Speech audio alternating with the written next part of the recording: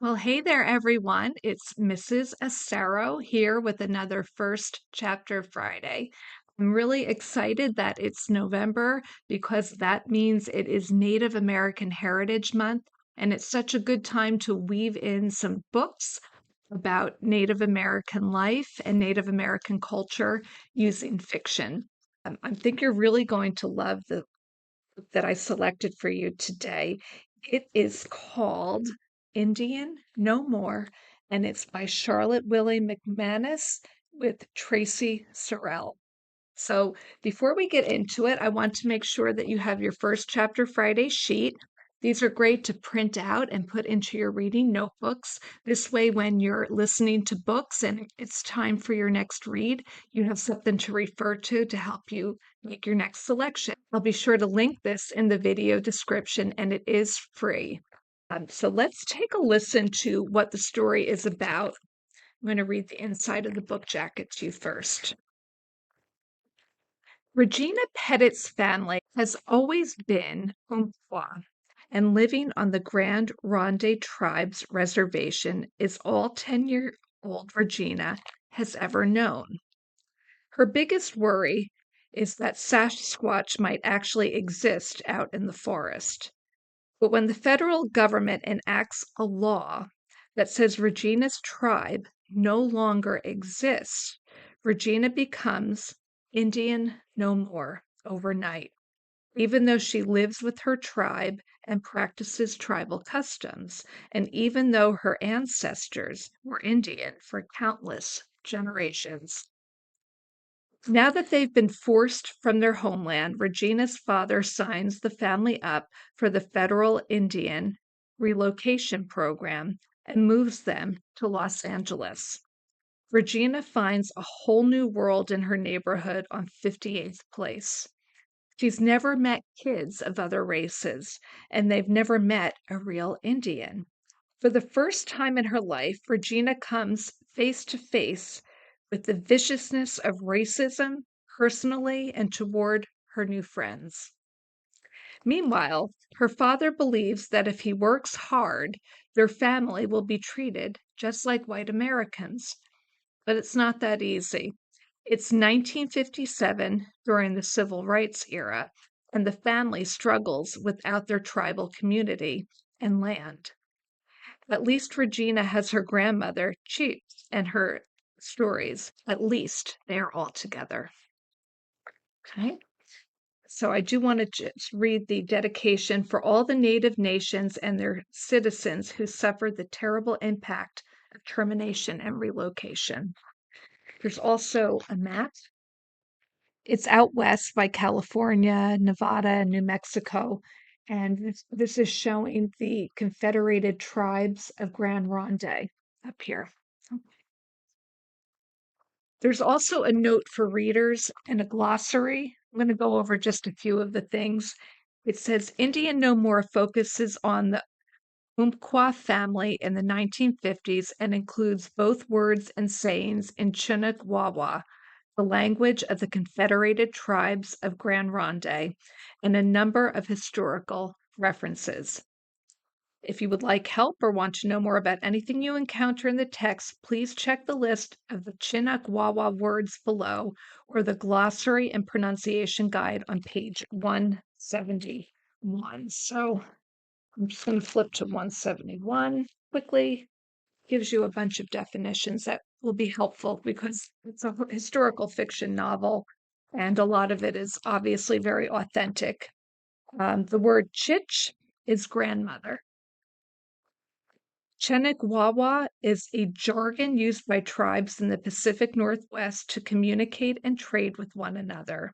The nearly 30 tribes that form the Confederated Tribes of the Grand Ronde community spoke various languages, so the use of Chenegwawa helped everyone to be able to speak and interact with one another after their forced removals by the federal government to the reservation. The next word is chup, and that means grandfather. The next word is kwaim, which is grandchild. Habit is stop. And then there's a few other words that we can come back to as we're going along, okay? So the first chapter is called The Walking Dead, and it's quite short. So I'm going to get in a little bit of chapter 2 as well. Before being terminated, I was Indian. Now, I certainly don't mean I was killed off or anything. It was 1954. The United States government didn't do that anymore. They just filed away our tribal roll numbers, erased our reservation from the map. What were our tribal roll numbers? They were the numbers the tribe assigned to its citizens and used by the federal government to see who belonged to the tribe. So my number verified that I was Regina Petit, roll number 3669, daughter of John Petit, roll number 858, granddaughter of Maud Petit, roll number 25, and Sid Petit, roll number 18. And that was what made you Indian to the U.S. government. Numbers. Even after all that counting, the government chose to terminate us. I really don't know all the reasons why, but my Chich, my grandmother, said this much: termination means we're the walking dead. Now I ask you, how can we be dead if we're still walking? And chapter 2 is called Res Life. So let's get into that a little bit. But I'm getting ahead of myself. Let me start at the beginning. I was born on the Grand Ronde Indian Reservation, just over 30 miles west from the state capital in Salem, Oregon. I had lived there all my life. I didn't know any way to live other than as an Umpqua Indian. My family was Umpqua. I was Umpqua. That was just how it was. Living on the res, which means the reservation, I played outside with my younger sister, Pee Wee. Her given name was Teresa, but nobody except our school teacher ever called her that. We ate wild blackberries and plucked blue larkspurs without any adults watching. Ours was a small reservation compared to others in Oregon. Many people didn't bother the whites that lived around us. Our res owned a cramped trailer that housed our health and dental clinic, a post office that used to be someone's house, and everything you need from canned beans to Carpenter Nails store on the corner of Highway 22 and Grand Ronde Road. My elementary school was painted yellow, and we had an old cemetery down the road. Our ancestors were buried there, like Chup Tim Tim, my grandfather, as well as Daddy's 5-year-old sister, Bertha, who died from the flu epidemic of 1934. Down from the cemetery was the Petit family home. Our house, with chipped white paint and warped boards, was surrounded by acres of tall grasses, plots of fragrant mock orange, and a forest filled with chirping squirrels and robins. We had 3 bedrooms, a living room, a kitchen, a mudroom, and a newly built bathroom with an indoor toilet.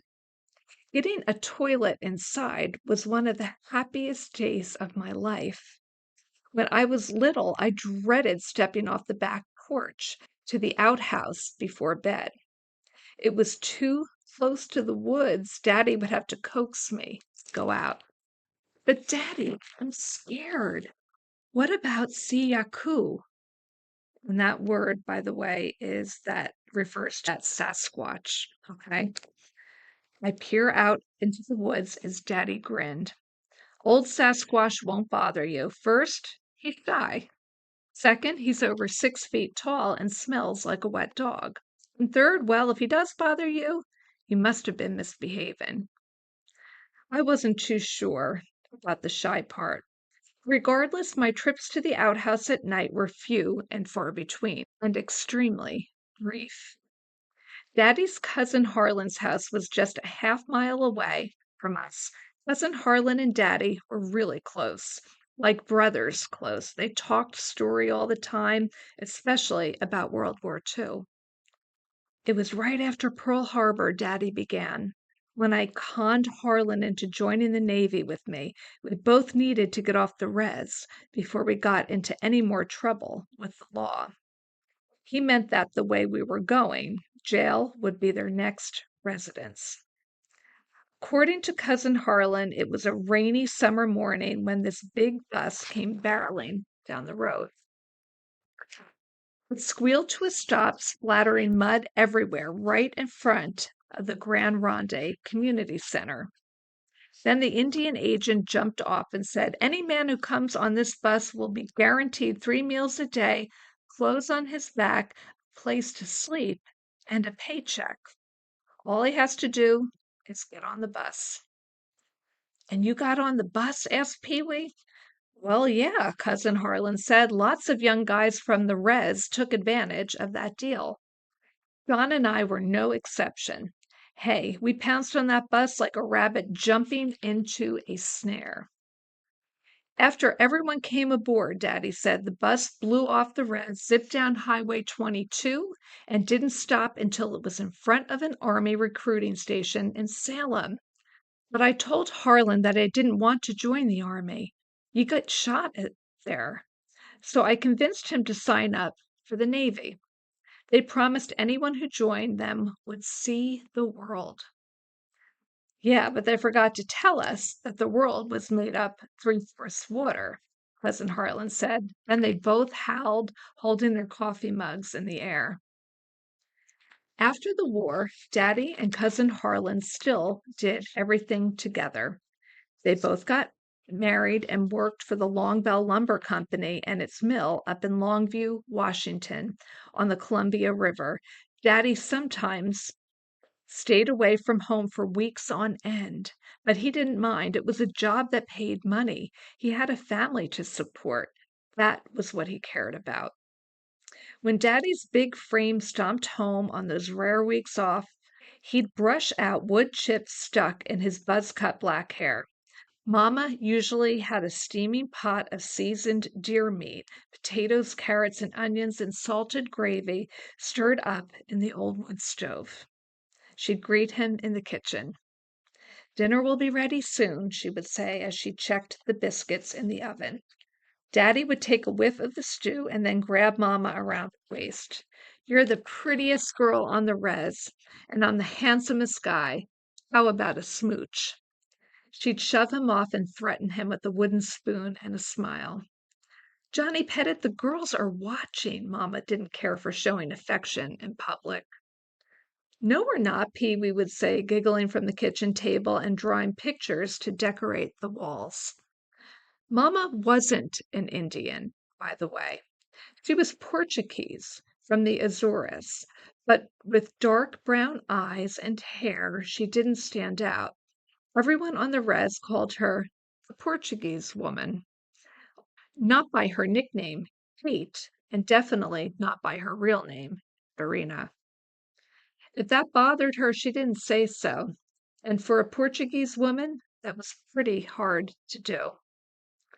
Best thing of all was that Chich lived with us. Most Grand Ronde homes had 3 generations in one house. Each night, Chich combed my long dark hair, saying, "Never cut it.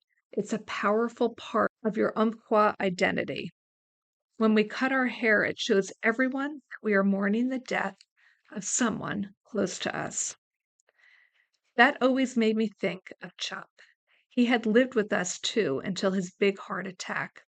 Since the res doctor only visited the clinic 2 times a week, Chuck died on a day when the doctor wasn't in. He died before our tribe was terminated, so he was still Indian when he was buried. Chuck's funeral was over at St. Michael's Church with a big giveaway afterward just up the road, the community center. Giveaways help family and others in the community remember a person or event. For Chump's giveaway, smoked salmon, homemade breads, and every kind of berry pie covered long tables. Another table held homemade doilies, tablecloths, and extra pies as giveaways. Some elders and those close to Chup received gifts. Everyone in the community gathered at the center and shared a meal. The grown-ups visited while us kids ran around the hall. From the wake to the burial, there was a lot of singing. Our voices helped Chuck get to the next place, making sure he felt comfortable and stayed there. There in the hall, as daylight faded, an elder pounded the table with his hand flat. Then he pounded again and again. A rhythm sprang from the pounding. Drumbeat. 3 poundings, then a pause. 3 poundings, then a pause. Soon the other men, on their dress slacks, shirts, and ties, sat down at the long table and joined in. We kids stopped running around. Then the elder wailed, "Ay-ya, ay-ya-oh." The other men joined in, repeating this and singing a song I'd never heard. I leaned over to Chich, my curiosity piqued. "What are they singing?" I whispered. "It's an honor song, sweetie, for your chup," Chich said. "How do they all know the song?" "They heard it many times before. It's been passed down from family to family." Daddy leaned over too. "We used to sing this during the day, but now we do it at night." "Why?" I asked. "The Indian agent told us to stop. Frightened the next door neighbors." He leaned even closer. "Thought we might be on the war path." Then he winked. Daddy seemed to find everything funny. Later that night, we had a ceremony to burn Chup's clothes and other items not given away. It was a special time. Her family visited Chup every Sunday after Mass. His old beat-up logging cap sat atop the cedar board above his grave. Most of the graves had cedar boards covering the plot so family and friends could place items on them that the dead had enjoyed while alive. Chich had placed some cattail dolls on Bertha's board. Strolling around the cemetery, I would check out all the neat stuff on the graves, like silver thimbles on top of Aunt Ivy's or metal carving tools on top of Uncle Joe's. But there was no taking or removing anything from the cemetery. Chich and other elders taught us that anyone who disturbed and disrespected the spirits like that would put themselves at serious risk. I didn't doubt that for a minute. Things changed at home after Chup died. Chich had her long, silver-streaked hair cut short and a ceremony to mourn Chup. Each chilly gray morning, as she twisted Pee-wee's and my straight, dark hair into 2 lengthy braids, we missed hearing Chup's stories. After she finished, she would put on her well-loved yellow apron and make us hot, clumpy oatmeal with dried huckleberries and cups of coffee mixed with lots of canned carnation milk and sugar. Then Pee-wee and I would head outside to play or head over to the Indian Agency school. Daddy would hitch a ride with Cousin Harlan to the mill while Mama whisked down the road for her waitress job, the Res Diner.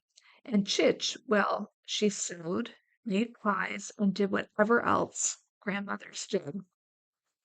If I got up early enough, I joined Chich on the porch to, this is a long word, guys, Wawathia Hayam Kabit San, which means to greet the sunrise. We'd sit together, she with her coffee and me wrapped in my favorite wool blanket, waiting for the morning sun to reach the spirit mountain. "Remember, that mountain is sacred to our people," she would say. "It's a good sign if you see Sahalitahi," which means grandfather or high chief, similar to God. So pay attention. I'd keep my eyes peeled, and sometimes I'd see a great bald eagle soar beyond the pines, thankful to call the Grand Ronde home, just like me. And that was chapter 2. So things get pretty unfortunate for this family as the reservation is terminated. And I think it's a really important book for all of you to read and also to enjoy and to get some perspective on what life was like at this time period for our natives living out on reservations. So I hope you enjoyed this. You can pick up this book at your local library. It was in my local library, but my books that I want to read are not. I request them and they go to a neighboring library and grab them for me. And I'm sure that they will do that at your library as well. So thank you so much for joining me for First Chapter Friday. If you have any book recommendations that you would like me to feature on the channel, drop a note in the comments and I'll do my best to make it happen. Until then, I'll see you next Friday and happy reading.